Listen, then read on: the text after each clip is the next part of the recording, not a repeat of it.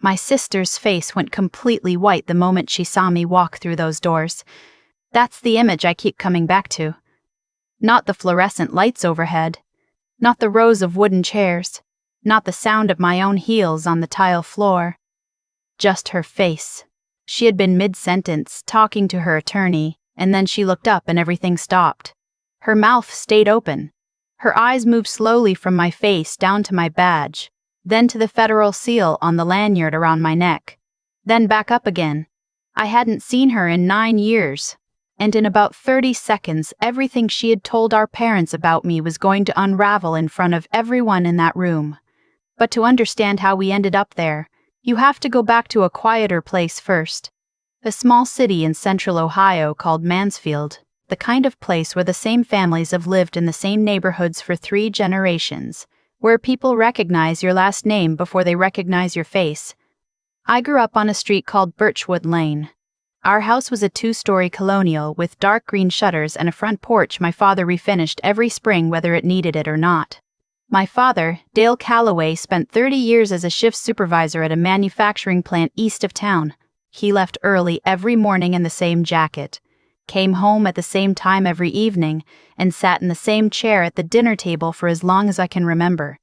My mother, Ruth, taught 2nd grade at the elementary school 2 miles from our house. She was the kind of woman who brought food to sick neighbors without being asked and remembered the birthday of every child she had ever taught. Order mattered in our house, so did reputation. My sister Claire was 4 years older than me. We were different from the beginning in a way that probably would have been funny to an outside observer. Claire was the one who made friends in 10 minutes, who always knew what to say at a party, who teachers remembered long after she graduated. She had my mother's warmth and my father's confidence, and she wore both of them easily. I was quieter. Not shy, exactly. Just more comfortable with structure than with crowds. I liked solving problems methodically. I liked understanding how systems worked. While Claire was out on Friday nights, I was home reading case studies about criminal investigations or watching documentaries about forensic accounting and wondering how people caught the things that were deliberately hidden. By the time I was 20, I knew what I wanted. I wanted to work for the federal government. Specifically, I wanted to be a special agent with the IRS Criminal Investigation Division. Most people don't know that the IRS has agents. Most people don't know those agents carry badges and guns and investigate some of the most sophisticated financial crimes in the country. But I knew. I had spent 2 years reading about it, studying for it, preparing for it. I told my parents at dinner one evening in the fall of my senior year of college. My father put down his fork. My mother looked up from her plate. Claire, who was visiting that weekend, leaned back in her chair with an expression I couldn't quite read. "Federal agent," my father said. "Yes. IRS criminal investigation." He studied me for a moment. "That's a real job?" "Very real." I explained what it actually involved. Financial fraud, money laundering, tax evasion on a criminal scale. He listened carefully. My mother asked about the application process. My father asked about the training. Claire didn't ask anything. She just smiled and said, "That sounds intense. Good luck." I didn't think much about that at the time. I started the application process that winter. Federal hiring moves slowly. Background checks, polygraphs, physical assessments, interviews that stretched across months. I graduated college in May and spent the summer doing part-time bookkeeping work while I waited. In October, the offer came. I would report to training in January. The night I told my parents, my father actually smiled. He shook my hand, which was something he rarely did. My mother hugged me for a long time. Claire called from her apartment across town and said congratulations in a voice that was warm enough that I didn't notice anything underneath it. I left for training at the Federal Law Enforcement Training Centers in Glencoe, Georgia in the middle of January. It was exactly what I expected: structured, demanding, relentless. Criminal law, financial investigation techniques, firearms qualification, interview methodology, surveillance operations. For someone who had always been drawn to systems and precision, training felt like the first place in my life where everything I naturally was actually matched what was required of me. I wrote to my parents every week. My mother wrote back with long letters full of neighborhood updates, weather complaints, and questions about what I was eating. My father's responses were shorter but consistent. He asked practical questions. He told me to keep going. Claire texted occasionally. Short messages. How's it going? Crazy hot down there, right? Hope training isn't too brutal. I was 4 months into the program when everything changed. I called home on a Sunday afternoon, which was our usual time. My mother answered, but her voice was different immediately. Careful. Like she was holding something back. Mom, everything okay? She was quiet for a moment. We heard some things, she said, about the training. What things? Another pause. Claire called us last week. She said you'd been struggling. That you might not make it through. I stood very still. I'm doing fine, I said. I'm actually in the top third of my class right now. She said you failed some kind of evaluation. I hadn't failed anything, not a single evaluation. I told my mother that clearly and directly. She was quiet for a long time. Then she said, Claire talked to someone who knows someone at the program. She said they told her you were having a hard time. That wasn't possible. The program doesn't share candidate information. It never did. Whatever Claire had said she heard, she didn't hear it from anyone at Glencoe. Mom, I said slowly, that's not true. None of that is true. Her voice went careful again. Claire wouldn't make something like that up. That sentence landed somewhere in my chest and stayed there. I asked to speak to my father. He came on the line and I told him the same thing. I'm not failing, I'm doing well. Whatever Claire said, she's wrong. His response surprised me more than my mother's had. He said, you know how competitive these things are. Maybe you should think about whether this is really the right fit. I felt the air go out of the room. Dad, I said, I'm going to finish this program, and I'm going to be very good at this job. He didn't argue, but he also didn't say he believed me.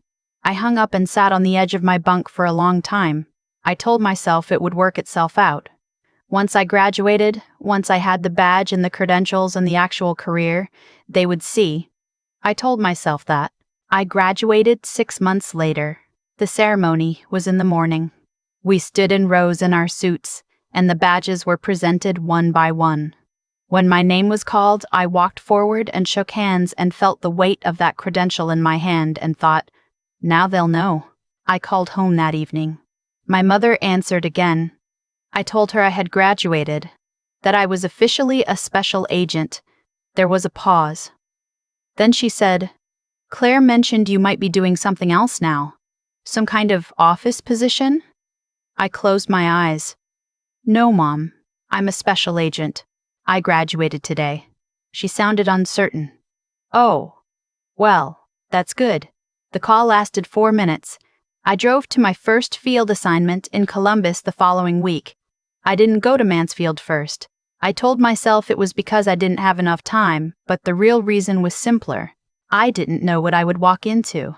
And I wasn't ready to find out. My first year in the field was difficult in the way that most first years are. You learn quickly that training prepares you for the mechanics of the job, but not for the weight of it. Real investigations move slowly. Documents stack up for months before a picture emerges. Witnesses are unreliable. Cases that look simple from the outside are rarely simple from the inside. I made mistakes and corrected them and made different mistakes and corrected them and made different mistakes and kept going. I was good at it, though. I knew that early. Not in an arrogant way. I just understood the logic of financial crime in a way that was hard to teach. I could read a set of accounts and feel where something was wrong before I could explain exactly why. My supervisor, a man named Carl Briggs, who had been with the division for 22 years, told me at the end of my first year that I had the best instincts of any agent he had trained in the past decade. I thanked him and went home and felt, for a moment, like everything I had worked for was real. My parents didn't know any of this was happening. I had tried. In that first year, I drove to Mansfield twice. The first time, I called ahead and my mother said yes. Come for Sunday dinner, and I drove the 70 minutes and sat at the table, and my father asked careful questions, and my mother served pot roast, and it felt almost normal until my father said, at some point during dessert, Claire says you're doing some kind of contract work now? I had my badge in my jacket pocket. I took it out and put it on the table between us. He looked at it for a long time. Then he said, "Is that real?" "Yes," I said. He picked it up and turned it over. His expression was hard to read. He put it back down. We didn't talk about it again that night. The second visit 6 months later went worse. Claire was there. She sat across the table from me and smiled pleasantly and talked about her job managing a retail district and her new apartment in Cleveland, and at no point acknowledged what she had told my parents or why. I watched my mother look between us, and I could see her calibrating something, weighing something. At the end of the evening, she pulled me aside in the kitchen and said, "Your father and I just want to make sure you're doing something stable. Something real." I thought about the investigation I was currently working, a contractor who had skimmed $800,000 from a government infrastructure project over 4 years. I thought about the subpoenas I had drafted that week, the forensic accountant I was coordinating with, the early morning call with the U.S. Attorney's Office. "Stable," I said. "Yes, that's what I'm doing." I drove home in the dark and didn't go back for a long time. What I didn't do in those years, and what people who hear this story always ask about, is why I didn't fight harder to make them believe me. And I understand the question. I've asked it myself. Here's the honest answer. I tried, twice, in the way I just described. Both times, Claire was already in their heads before I arrived. And there's something about a lie that arrives first and settles in that makes the truth seem defensive by comparison. My father was a man who made decisions and stood behind them. Admitting he'd been wrong required him to first admit that Claire had lied, and that was something he wasn't ready to do. After the second visit, I made a decision that I'm not entirely proud of, but that I stand behind. I stopped trying to convince them and started building the career that would eventually speak for itself. I told myself that at some point, the evidence would be undeniable. And evidence, in my experience, always wins eventually. I sent Christmas cards every year. Just my name and a short note. I mailed them from my Columbus address. No response came the first year, or the second. By the third year, I stopped expecting one and started sending them out of something closer to stubbornness. I wasn't going to be the one who stopped reaching. About 3 years into my career, I met someone worth mentioning. His name was Daniel Park, a prosecuting attorney for the Southern District of Ohio who I crossed paths with during a joint financial fraud case. Our first real conversation happened at 8 o'clock at night in a conference room surrounded by bankers' boxes and case files. He looked at a ledger I had been analyzing and said, "How did you find that?" And I showed him. And he looked at me like I had just done something remarkable, when to me, it was just the obvious next step. We had dinner for the first time 2 weeks later. He was a careful person, thoughtful before he spoke, not in the timid way, but in the way of someone who understood that words had consequences. We had a lot in common in that respect. 3 years after that conference room, we got married at a small vineyard outside Columbus on a Saturday in September. About 40 people. Close friends, a few colleagues, his parents from Maryland, my mother's sister from Arizona. I mailed an invitation to Birchwood Lane 6 weeks before the wedding. No one came. Daniel held my hand during the ceremony and didn't say anything about the empty chairs because he understood me well enough to know that I wasn't someone who wanted the absence narrated. He just kept his hand in mine, and we made our vows, and the afternoon was genuinely beautiful, and I allowed it to be. I cried once that night, quietly after he'd fallen asleep. Then I got up and washed my face and went back to bed. My career kept moving. Year 4, I was assigned to a multi-agency task force targeting a regional network of fraudulent contracting schemes. It was the most complex investigation I had worked. 14 months, 4 jurisdictions, coordinating with the FBI, the Department of Labor, and 2 separate U.S. attorneys' offices. When it concluded with 11 convictions, my name was in the commendation report that went to the division director. Year 6, I was promoted to senior special agent. Year 7, I was given my first supervisory assignment, overseeing a team of 4 agents on a long-running money laundering case. I was 31 years old and I was, by every measurable standard, exactly where I had told my father I was going to be. My parents didn't know any of it. Then, in the spring of my 8th year, a case referral landed on my desk that made me stop mid-sentence when I opened the file. The name at the top of the investigation summary was Claire Calloway Reed, my sister. I read the file slowly. A company she managed financial accounts for had been flagged during a routine audit by a partner agency. The initial findings suggested patterns consistent with embezzlement, not small amounts. The preliminary estimate was somewhere between $200,000 and $400,000, moved across a 30-month period through a series of layered transactions designed to look like legitimate vendor payments. The referral had come to our Columbus field office because the company's primary banking relationships fell within our jurisdiction, and my name had come up because of my background in exactly this kind of transaction structure. I sat very still for a long time. I thought about the dinner table on Birchwood Lane. I thought about the phone call from Glencoe. I thought about the second visit and the badge I had placed on the table and the look on my father's face. Then I picked up the phone and called my supervisor.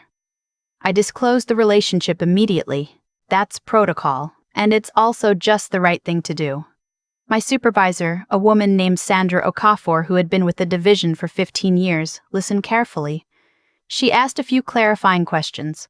Then she said, "I'm going to need to think about how we handle the assignment." She called me back 2 hours later. "Given your background in this transaction pattern and the size of the case," she said, "the division wants you involved at the investigative level. But you'll have a secondary supervisor sign off on every decision, and your sister's defense team will be notified of the relationship up front. Full transparency." "I understand," I said. She paused. "Your parents may be at the hearing," she added. "If this goes to formal proceedings." "I know," I said. She didn't push further. But the word stayed with me for days. The investigation took 4 months. The transaction records were meticulous, which was either a sign of sophistication or arrogance, and in my experience, those two things often look identical until something goes wrong. Claire had been moving money in increments designed to stay below automatic reporting thresholds, then consolidating through a secondary account she controlled under a business name that was technically legitimate but served no actual commercial purpose. It was objectively a well-constructed scheme. It had just run long enough to leave a pattern, and patterns don't lie. Daniel and I talked about it most evenings that spring. He was careful with his words the way prosecutors are, never telling me what to think, just asking questions that helped me think more clearly. One night he asked me if I was okay with how it was going to end. I thought about that for a while. "It's not about being okay with it," I finally said. "She did this. The records show exactly what she did. My job is to document that accurately and let the process work." He nodded. He understood the difference between personal and professional in a way that made him very good at his job and, I think, very good at being married to me. The week before the formal hearing, I went through my usual morning routine without variation. I'm a creature of habit when it matters. Daniel made coffee. I ironed my clothes the night before. I kept my case notes organized in the same folder system I had used since my first field assignment. Routine, in my experience, is the thing that holds you steady when the ground under everything else is moving. My parents were on the witness list as character witnesses for Claire's defense. I had known that for 2 weeks. Knowing it and thinking about what it meant were two different things, and I had been careful not to let myself spend too much time on the second one. The morning of the hearing, I arrived 30 minutes early. Federal hearing rooms have a specific quality of quiet before they fill, the hum of the ventilation system, the particular smell of carpet and old documents and institutional cleaner. I had been in dozens of rooms like this one. I knew how to be still in them. I was reviewing documents at the government's table when the doors opened and people began filtering in. I didn't look up immediately. I heard the murmur of movement, chairs being pulled back, low voices.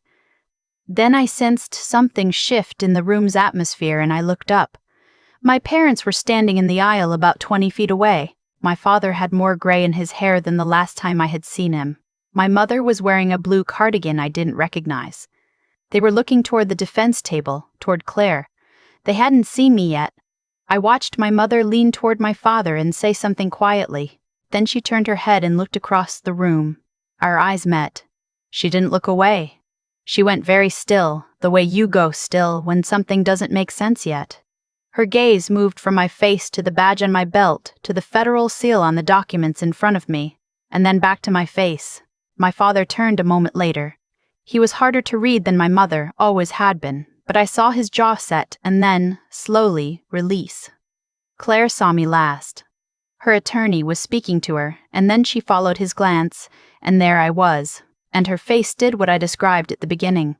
It went white, not guilty white exactly, more like the particular look of someone watching a story they carefully constructed begin to collapse.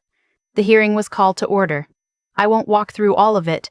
Hearings have a rhythm that matters to the participants and almost no one else. What I will say is that the financial documentation spoke precisely and without ambiguity. The transaction records were presented methodically. The secondary account structure was explained clearly.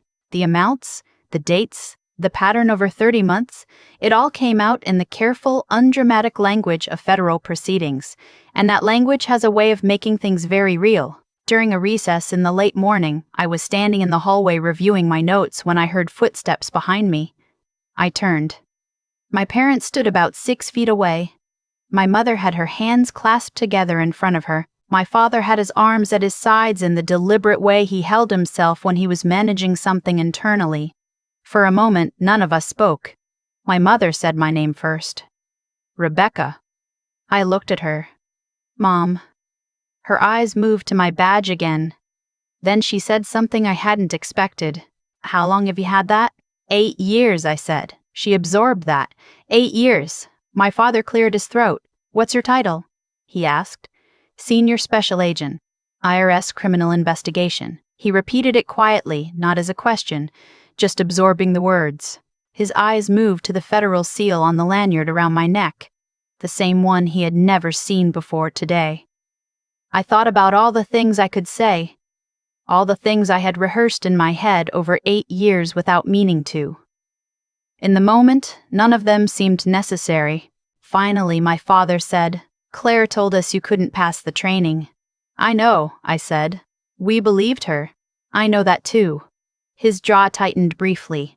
He looked toward the ceiling for a moment and then back at me. Why didn't you make us understand? I tried, I said. Twice. You came to dinner and brought your badge, my mother said softly. I remember that night. Yes, we should have listened. She said it simply, without drama.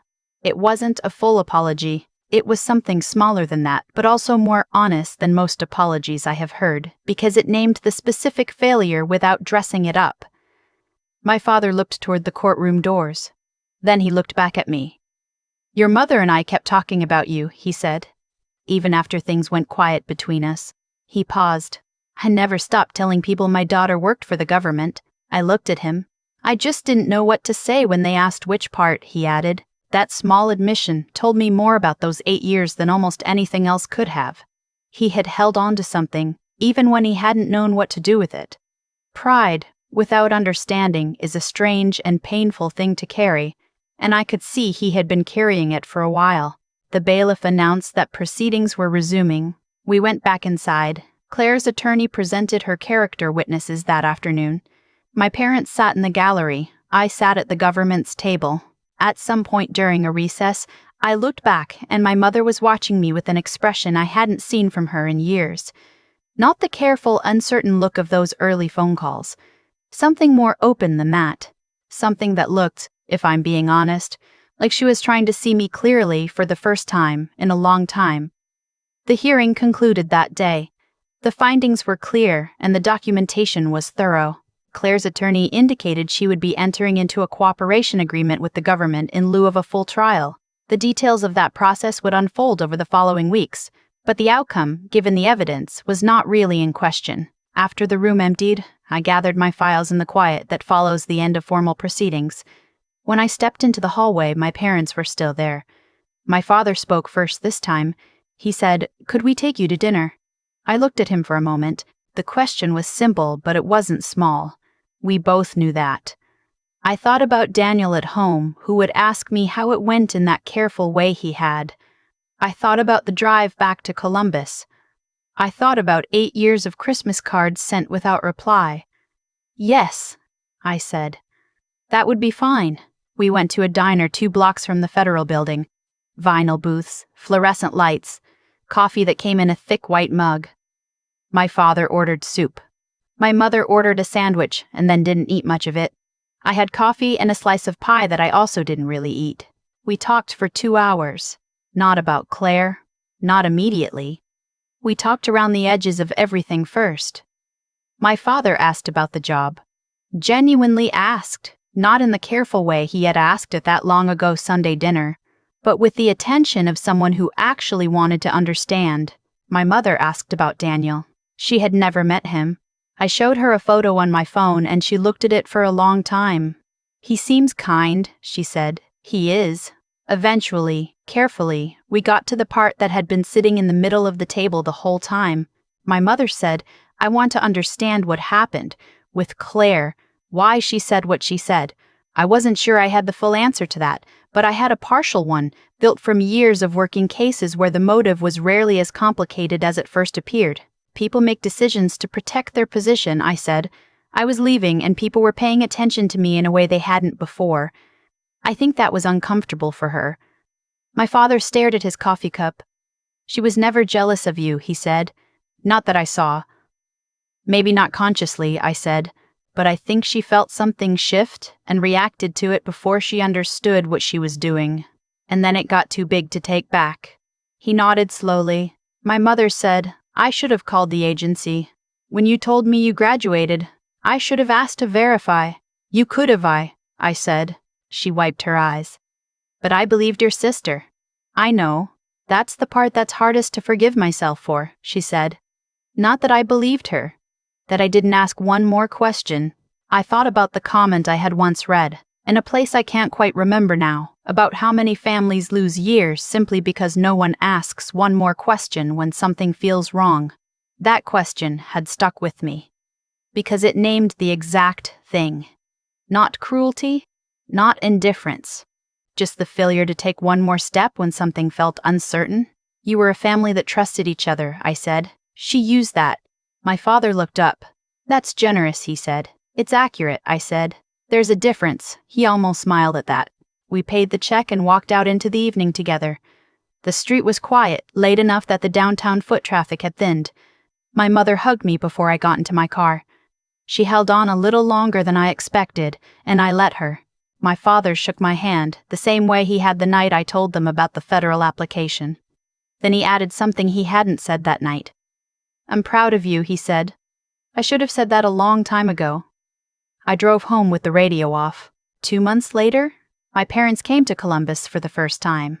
Daniel cooked dinner, which he is genuinely good at, and the four of them sat around our kitchen table for 3 hours talking about things that had nothing to do with hearings or investigations or the years in between. My mother asked about his family in Maryland. My father asked about a case he had recently read about in the news, a high-profile financial fraud, and wanted to know how investigations like that actually worked. Daniel deferred to me because it was my area, and my father listened carefully to everything I said with the full attention of someone who had decided to start paying the kind of attention he should have been paying for years. Before they left that evening, my mother asked if we would come to Mansfield for Christmas. I looked at Daniel. He gave me the small nod that meant he would follow whatever I decided. I said yes. My mother opened her purse and took out an envelope. Inside were 9 Christmas cards, the ones I had sent over the years. She had kept every one of them. She had kept them in a box in the hall closet, she said, because she hadn't known what else to do with them. But she had also never been able to throw them away. I held the stack of envelopes for a moment. My own handwriting on each one, a little different year by year. We read them, she said quietly. Several times. We just didn't know how to respond. I think I understand that, I said. And I did. Not the choice itself, but the paralysis behind it. When you carry the wrong version of a story long enough, acknowledging the right one requires dismantling something that has become part of how you see yourself. That's not a small thing. It doesn't excuse the years, but it explains them. Christmas in Mansfield was quieter than I expected. My mother cooked the way she always had too much food, starting the day before, the kitchen fragrant with something baking before we were awake. My father and Daniel sat in the living room watching football and arguing companionably about a call I couldn't see from the kitchen. I stood at the window for a moment and watched the snow come down on Birchwood Lane, the same street I had left 11 years ago, with a suitcase and an application number and a very clear sense of what I was going to become. Claire wasn't there. Her legal situation was still ongoing. That part of the story had a long way left to go, and it was not my story to resolve. What I had with my parents was separate from what happened with her, and I was deliberate about keeping those two things in their own lanes. In January, I was nominated for a division commendation for the work I had done on the case. The ceremony was small, a conference room at the regional office, a few colleagues. My supervisor, Sandra, who shook my hand and said something genuinely kind. I sent my parents a photo afterward. My father texted back within 10 minutes, which was faster than he had ever responded to anything in his life, and said simply, "That's our daughter." 3 words. But they landed the way they were meant to. People sometimes ask me, when I tell this version of the story, whether I'm angry about the lost years. I think about that carefully every time.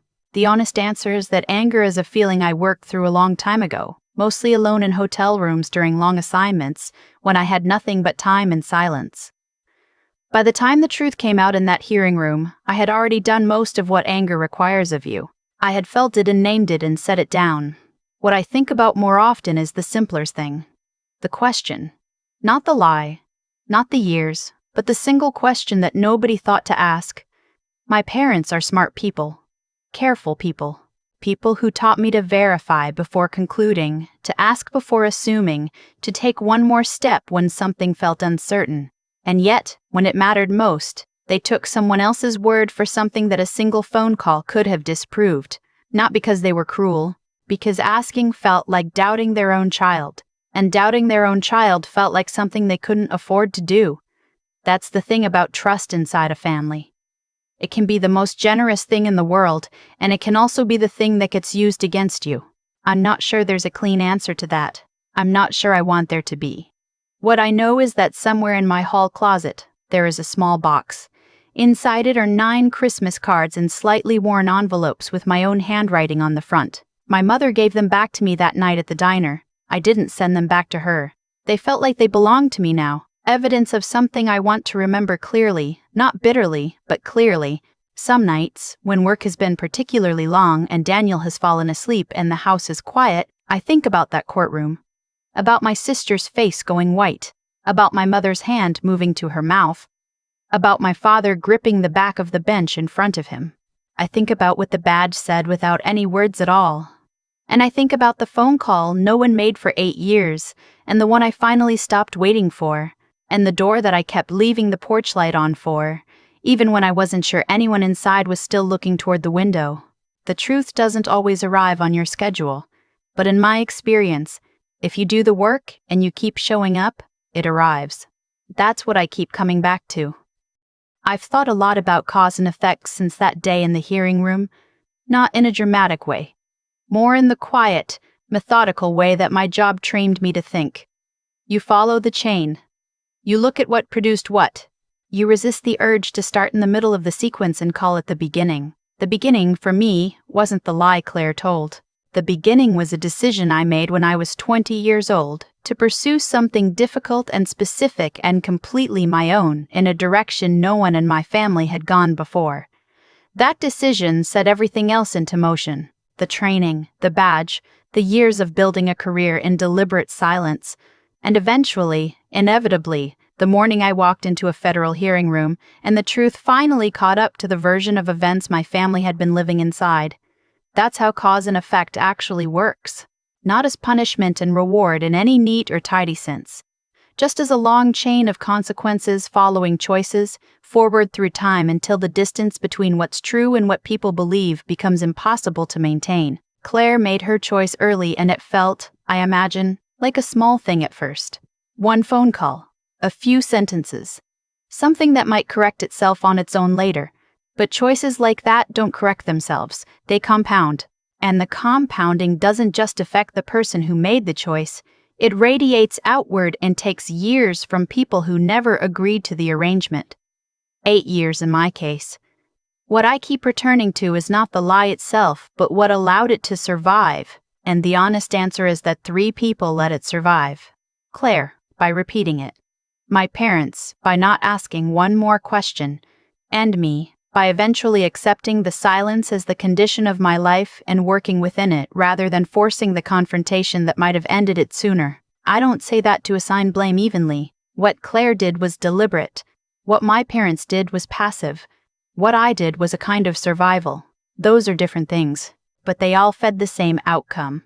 And I think it's important to be honest about that, rather than letting myself off the hook completely. The thing I try to hold on to, the thing that feels most true when I look back across all of it, is that integrity is not something you perform for an audience. For 8 years, I built a career that no one in my family witnessed. I worked cases that mattered. I earned a commendation no one attended. I got married in a vineyard where 2 chairs stayed empty, and not once in any of that did I cut a corner because no one was watching. Not because I knew a day of reckoning was coming, because the work deserved to be done right regardless. That's the thing about character. It doesn't wait for validation to show up. It either exists in the daily choices that no one sees, or it doesn't exist at all. The courtroom didn't create what I had built. It just made it visible to the people who had stopped looking. My father told me at that diner table that he had never stopped telling people his daughter worked for the government. He just didn't know what to say when they asked for details. That broke something open in me that I wasn't expecting, because what it told me was that even inside the wrong version of the story, he was still holding on to something true. Pride looking for the right shape to fit. Families don't always fracture because love runs out. Sometimes they fracture because no one asks the next question, because pride makes admission feel like loss, because a lie gets there first and sets the furniture, and then everyone arranges their lives around furniture that was never really theirs to begin with. The badge didn't win anything. It just told the truth without asking permission. That's what I keep coming back to. Do the work, tell the truth. Keep showing up. Not because you know how the story ends, but because you know who you want to be in it. The rest has a way of following.